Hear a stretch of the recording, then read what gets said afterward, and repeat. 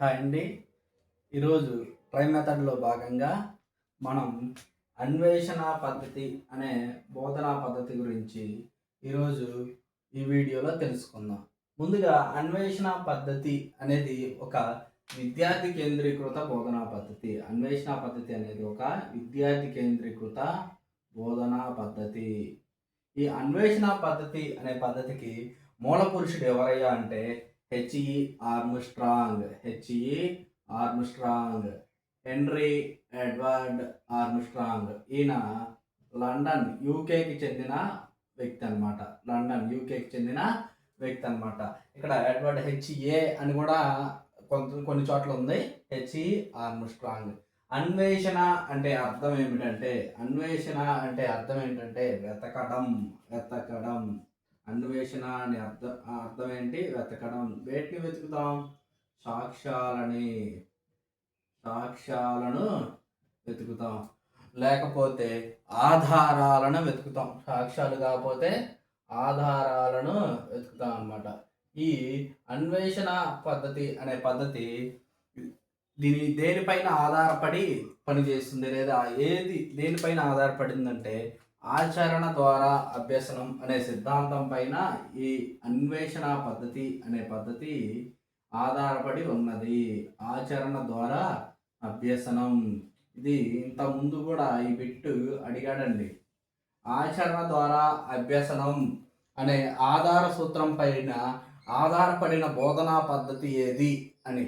ఆచరణ ద్వారా అభ్యసనం అనే ఆధార సూత్రం పైన ఆధారపడిన బోధనా పద్ధతి ఏది అంటే అన్వేషణ పద్ధతి. ఈ అన్వేషణ పద్ధతి అనే దానిని ఇంగ్లీష్లో హ్యూరిస్టిక్ మెథడ్ అని అంటాం. ఈ హ్యూరిస్టిక్ అనే ఇంగ్లీష్ పదం హ్యూరిస్కో అనే గ్రీకు పదం నుంచి వచ్చింది. హ్యూరిస్కో అనే గ్రీకు పదం నుంచి వచ్చిందనమాట.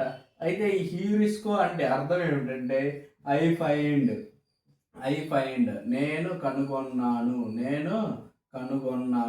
అని అర్థం. హ్యూరిస్కో అంటే అర్థం ఏంటంటే ఐ ఫైండ్ నేను కనుగొన్నాను, లేదా స్వీయ ఆవిష్కరణ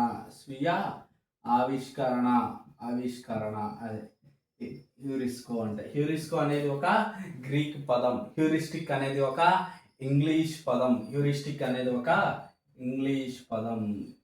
ఓకే, నెక్స్ట్ ఈ అన్వేషణ పద్ధతిని సమస్య పరిష్కార పద్ధతిగా అభివర్ణించినది. అన్వేషణ పద్ధతిని సమస్య పరిష్కార పద్ధతిగా అభివర్ణించినది ఎవరు?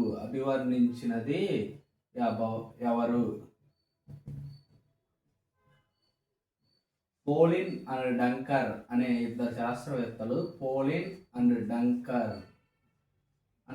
శాస్త్రవేత్తలు ఈ అన్వేషణ పద్ధతిని సమస్య పరిష్కార పద్ధతిగా అభివర్ణించారనమాట.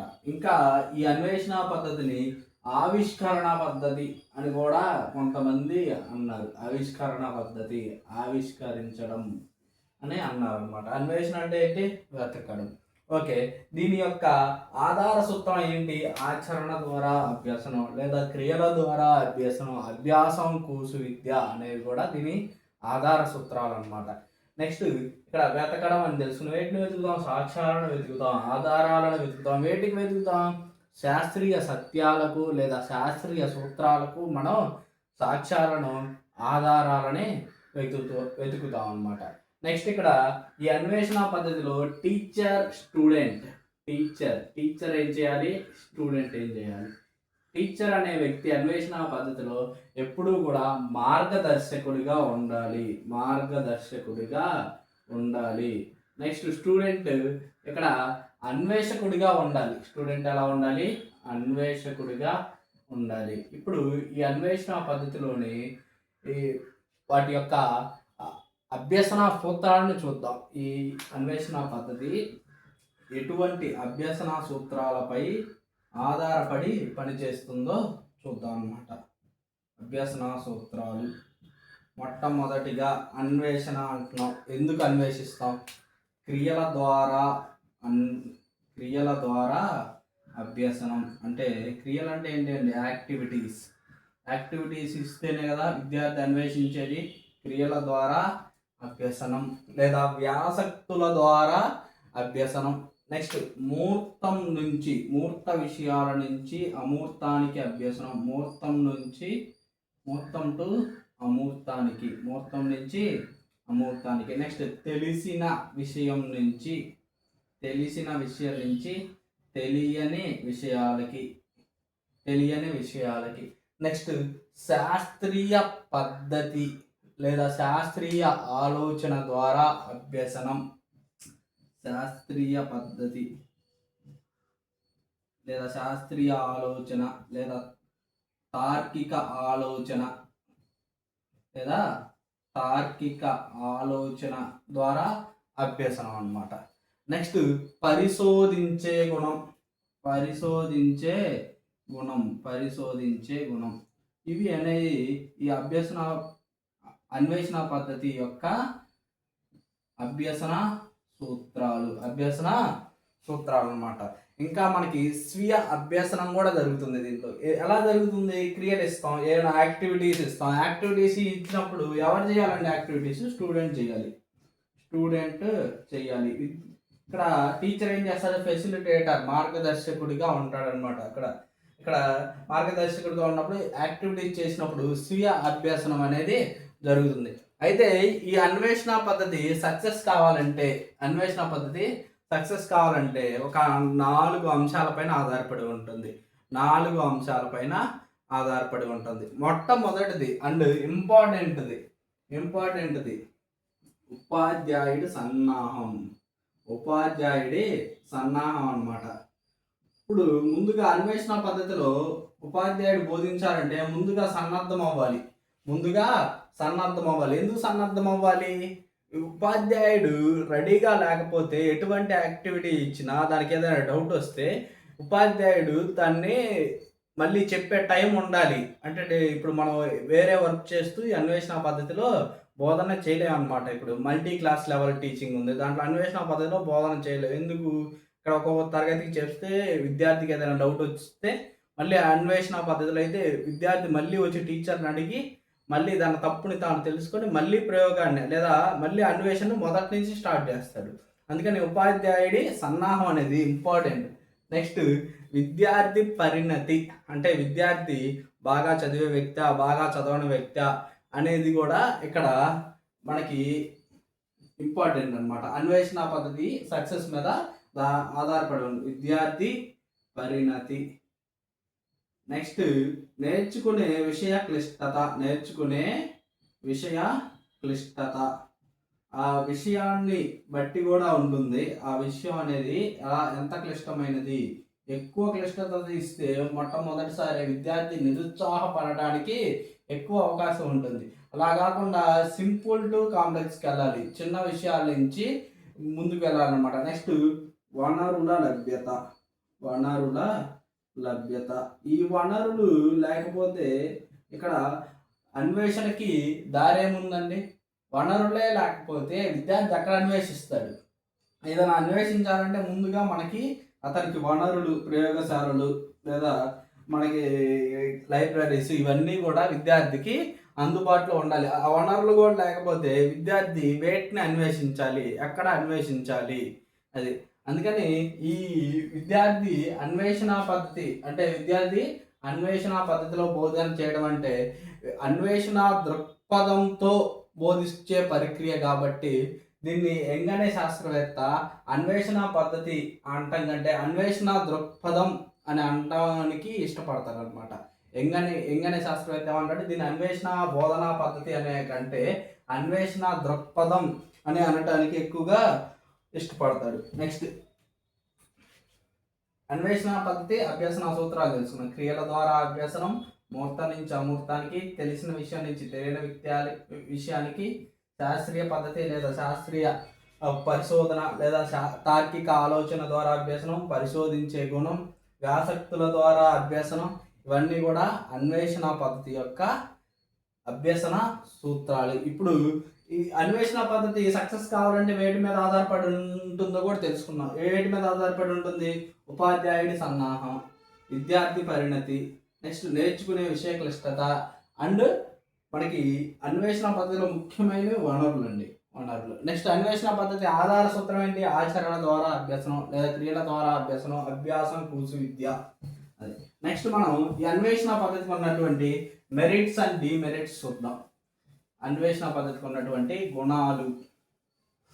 గుణాలని చూద్దాం అన్నమాట. ఇప్పుడు గుణాలు చూద్దాం. అన్వేషణ పద్ధతి ఫస్ట్ మనం ఏం చెప్పుకున్నాం? ఈ ఆచరణ ద్వారా అభ్యసనం అన్నాం. అప్పుడు ఏం జరుగుతుందండి? జ్ఞాన సముపార్జన జరుగుతుంది. ఏం జరుగుతుంది?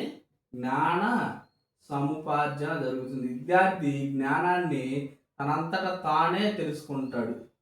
అవునా కాదా? జ్ఞాన సముపార్జన జరుగుతుంది అంటే జ్ఞానాన్ని పొందుతాడు తనంతట తానే. నెక్స్ట్ జ్ఞాన నిర్మాత అవుతాడు. నేర్చుకున్న విషయాన్ని మర్చిపోడు. నెక్స్ట్ శాస్త్రీయ పద్ధతిలో శిక్షణ ఇవ్వబడుతుంది. ఇక్కడ శాస్త్రీయ పద్ధతిలో శిక్షణ ఇవ్వబడుతుంది. తార్కికంగా ఆలోచిస్తాడు. ఇంకా ఎలా ఆలోచిస్తాడు? శాస్త్రీయ పద్ధతిలో శిక్షణ ఇవ్వబడుతుంది. నెక్స్ట్ తార్కిక ఆలోచన చేస్తారనమాట. తార్కిక ఆలోచన, లాజికల్గా ఆలోచించే గుణం పెరుగుతుంది. తార్కిక ఆలోచన గుణం పెరుగుతుంది.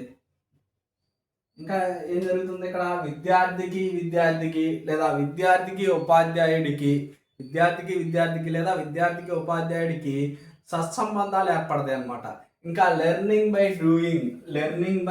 డూయింగ్ అలవడుతుంది. అనేది అలవడుతుంది. ఇవి ఈ అన్వేషణ పద్ధతి యొక్క మెరిట్స్, ప్రయోజనాలు. ఇప్పుడు డిమెరిట్స్ చూద్దాం.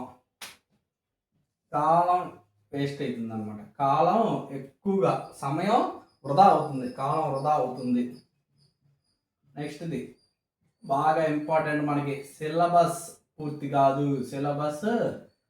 కాదు. అన్ని అన్వేషణ పద్ధతిలో చెప్పాలంటే మనకి సిలబస్ అనేది పూర్తి కాదు. ఎక్కువగా ఖర్చు ఎక్కువ. వనరులు కావాలంటే మనకి అందుబాటులో లేనప్పుడు వేరే ప్రదేశానికి వెళ్ళాలన్నా లేకపోతే వాటిని మనం కొనాలన్నా కానీ ఖర్చుతో కూడుకున్న పని అన్నమాట. ఖర్చు ఎక్కువ. నెక్స్ట్ వనరుల లభ్యత అనేది తక్కువగా ఉన్నప్పుడు దానికి సరైనటువంటి అవుట్పుట్ రాదు. మనకి అనుకున్నటువంటి అవుట్పుట్ అనేది రాదు అనమాట. ఇది అన్వేషణ పద్ధతి ప్రయోజనాలు, అన్వేషణ పద్ధతి పరిమితులు. అయితే వేటిని అన్వేషణ పద్ధతిలో బోధిస్తాం అనేది ఒకసారి చూద్దాం అన్నమాట. ఒక ఎగ్జాంపుల్ తీసుకుందాం.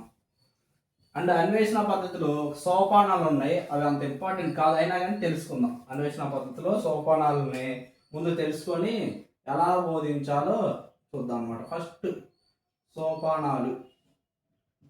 సోపానం ఉపాధ్యాయుడు ఒక ఆలోచనని సమస్యగా మార్చడం.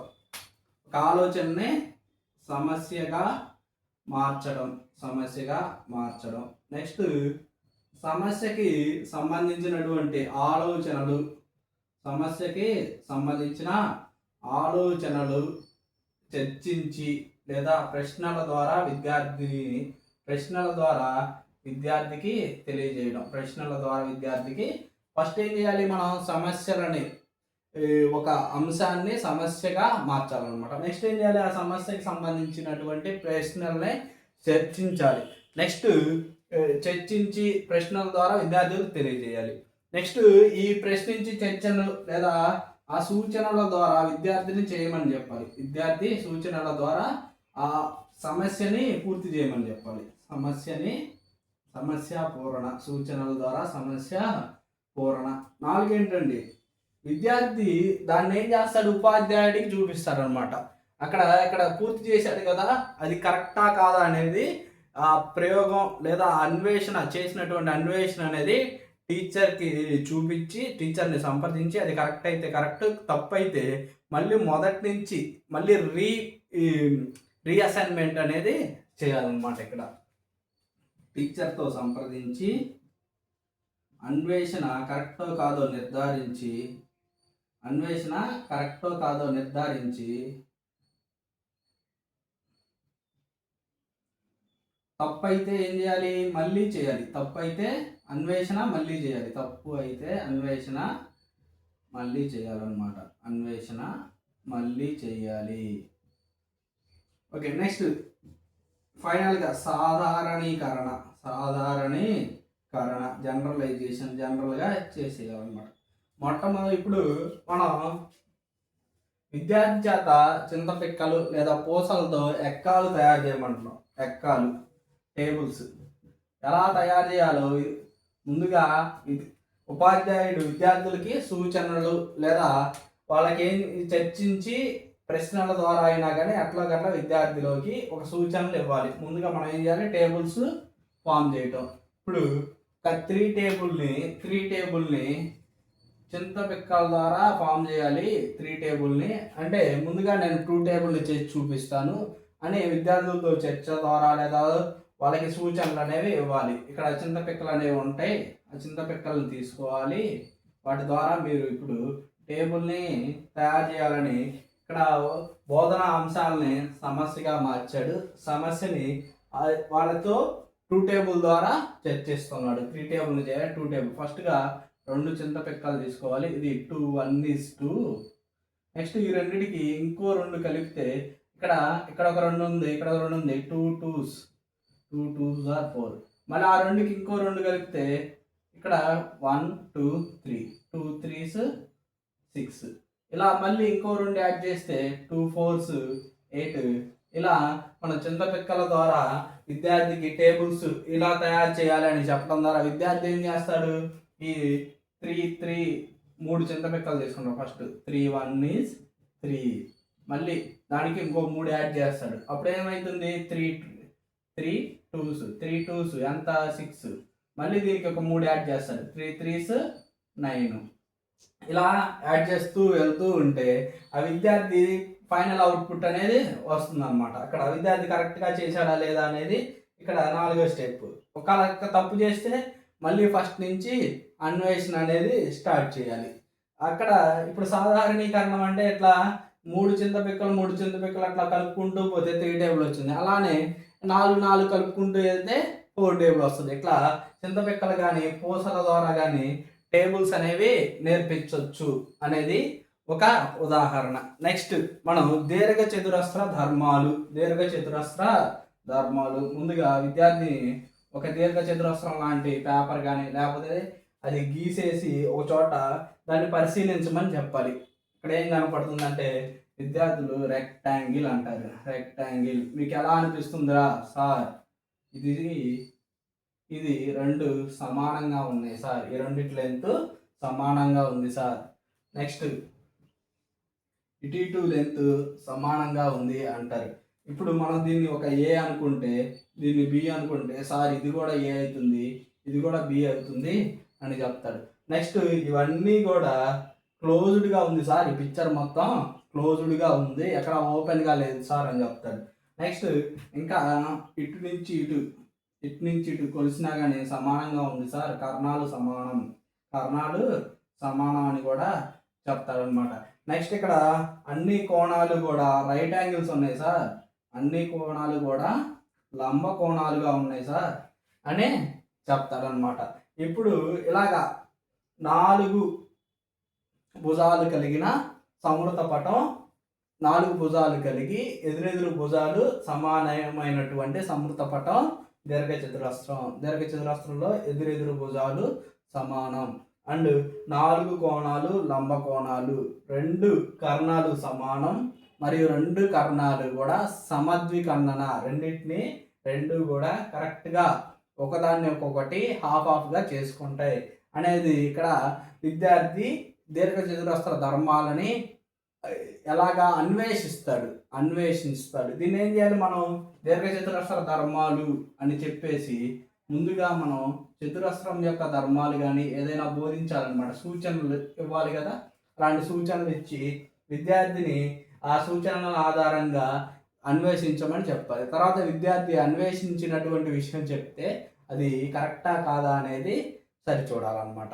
ఇలాగ మనం ఎక్కాల తయారీ లేదా జ్యామితీయ ఆకారాల ధర్మాలు, కిరణజన్య సంయోగ క్రియ, సైన్స్లో అయితే కిరణజన్య సంయోగ క్రియ వాటి కారకాలు కూడా మనం అన్వేషించవచ్చు. కిరణజన్య సంయోగక్రియకి ఎండ ఎందుకు అవసరం అనేది కూడా మనం ఈ అన్వేషణ పద్ధతిని ఉపయోగించి విద్యార్థికి తెలియజేయొచ్చు అనమాట. ఇంకా ప్రధాన సంఖ్యలు ఎలా కనుగొనాలి, ఆకారాలు, పరిసరాల్లో మన చుట్టూ ఉండేటటువంటి పరిసరాల్లో ఆకారాలు ఏది ఎటువంటి ఆకారంలో ఉంటుంది, నువ్వు అన్వేషించి తీసుకుని అంటే రేపు పొద్దున్న రాసుకొని వస్తాడు, సార్ ట్రయాంగిల్లో ఉన్నాయి ఏంటి, స్క్వేర్గా ఉన్నాయి ఏంటి, ఇక్కడ రెక్టాంగిల్లో ఉన్నాయి ఏంటి, ఇవన్నీ కూడా లేక స్తూపాకారంగా ఉన్నాయి ఏంటి, ఇవన్నీ కూడా విద్యార్థి అన్వేషించి వాటికి తగినటువంటి అవుట్పుట్ని తీసుకొస్తారనమాట. అందుకే ఈ అన్వేషణ పద్ధతిని విజ్ఞాన సముపార్జన కన్నా శాస్త్రీయ విధానానికి ఎక్కువగా ఇది తోడ్పడుతుంది అనమాట. ఎక్కువగా జ్ఞానం కాకుండా వాడిని కరెక్ట్ వేలో నేర్చుకునేటట్టు అన్వేషణ పద్ధతి చేస్తుందని చెప్పిన వ్యక్తి వెస్ట్ వే. ఈ అన్వేషణ పద్ధతి అనేది విజ్ఞాన సంపార్జన కన్నా శాస్త్రీయ దృక్పథం ఎలా చేయాలి అనేది, ఎలా చేస్తే బాగుంటుంది అనేది విద్యార్థిలో పెంపొందిస్తుందని చెప్పిన వ్యక్తి వెస్ట్ వే. ఇది అన్వేషణ పద్ధతి గురించి విపులంగానండి. ఇది అన్వేషణ పద్ధతి అనేది ఒక విద్యార్థి కేంద్రీకృత పద్ధతి. దీన్ని ప్రతిపాదించిన వ్యక్తి లేదా మూల పురుషుడు హెచ్ఈ ఆర్మ్స్ట్రాంగ్. దీన్ని హ్యూరిస్టిక్ మెథడ్ అని ఇంగ్లీష్లో అంటారు. హ్యూరిస్టిక్ మెథడ్ అనేది హ్యూరిస్కో అనే గ్రీక్ పదం నుంచి వచ్చింది. హ్యూరిస్కో అంటే ఐ ఫైండ్, నేను కనుగొన్నాను లేదా స్వీయ ఆవిష్కరణ అనే అర్థం. అన్వేషణ పద్ధతిలోని సోపానాలు 5 ఉంటాయి. ముందుగా బోధనా అంశాన్ని లేదా ఒక అంశాన్ని సమస్యగా మార్చడం, సమస్యకు సంబంధించిన సూచనలు లేదా ఆలోచనలు మనం విద్యార్థితో చర్చించి కానీ ప్రశ్నల ద్వారా కానీ విద్యార్థికి తెలియజేయడం, తర్వాత సూచనల ద్వారా ఆ సమస్యని పూరించమని చెప్పడం, తర్వాత ఆ విద్యార్థి పూరించినటువంటి సమస్యని టీచర్ చెక్ చేసి తప్పైతే మళ్ళీ అటెంప్ట్ చేయాలి. చివరిలో సాధారణీకరణ. ఇది విద్యార్థి ఇక్కడ అన్వేషకుడిగా ఉంటాడు, టీచరు ఎప్పుడు కూడా ఫెసిలిటేటర్ అంటే మార్గదర్శకుడిగా ఉంటాడనమాట. అన్వేషణ పద్ధతి యొక్క ఆధార సూత్రం ఆచరణ ద్వారా అభ్యసనం, క్రియాపరంగా అభ్యసించడం, అభ్యాసం కూసు విద్య అనేది అన్వేషణ పద్ధతి యొక్క ఆధార సూత్రాలు. నెక్స్ట్, ఈ అన్వేషణ పద్ధతిని సమస్య పరిష్కార పద్ధతిగా అభివర్ణించింది పౌలర్ అండ్ డంకన్ అనమాట. ఈ అన్వేషణ అంటే ఏంటి? వెతకడం. వేటిని వెతకాలి? సత్యాలని, ఆధారాలని వెతకాలి. ఎందుకు? శాస్త్రాలకు సంబంధించినటువంటి సూత్రాలకి మరియు సత్యాలకి ఈ ఆధారాలు అనేది వెతకడాన్ని అన్వేషణ అని అంటాం. ఇక్కడ టీచర్ మార్గదర్శకుడిగా ఉంటాడు. అన్వేషణ పద్ధతిని ఆవిష్కార పద్ధతి అని కూడా అంటాడు అనమాట. ఇప్పుడు అన్వేషణ పద్ధతి ఆధార సూత్రాలు, అభ్యసన సూత్రాలు క్రియల పరంగా అన్వేషించటం, ముహూర్తం నుంచి అమూర్తానికి, తెలిసిన విషయం నుంచి తెలియని విషయానికి. నెక్స్ట్, పరిశోధించే గుణం. నెక్స్ట్, శాస్త్రీయ ఆలోచనకి ఇది ప్రేరేపిస్తుంది అనమాట. ఇవి అన్వేషణ పద్ధతి గురించి. థ్యాంక్ యూ అండి. Thank you for watching.